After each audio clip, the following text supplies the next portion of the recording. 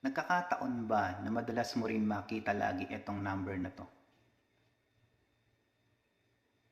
Alam mo ba, merong significance 'yan. So, sabi nila angelic number daw 'yan, na kung saan isa siyang magandang sign na you're on the right path and merong something na magandang mangyayari sa'yo. So, kung madalas mong nakikita 'yan sa mga 'di ba, sa bahay, sa mga lugar na pinupuntahan mo, o kung nasaan ka man, nagkakataon na lagi mo siyang napapansin, lagi mo siyang nakikita. So, yan yung moment na dapat mas maging aware ka kung ano yung nasa isip mo. Mas maging aware ka kung ano yung nararamdaman mo. Kasi bakit? Naka-align. Naka-align ka sa universe na pwedeng maging maganda at magbago yung buhay mo. Kaya dapat, kapag nakikita mo yan, kapag namamanifest mo yan, kapag na-experience mo yan, mas isipin mo yung mga gusto mong mangyari na mga magagandang pwedeng mangyari sa buhay mo.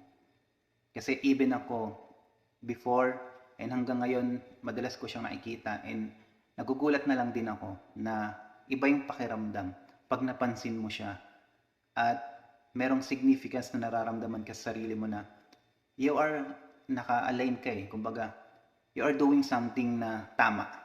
Basta ang importante, ang pinaka-importante, mag-focus ka, 'di ba?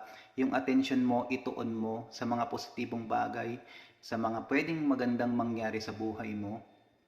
At syempre, when it comes to pag ikaw naman ay na-bless, 'di ba? Wag mo ring kalimutan na mag-share ng blessings sa family mo, sa mga taong nakapalibot sa iyo.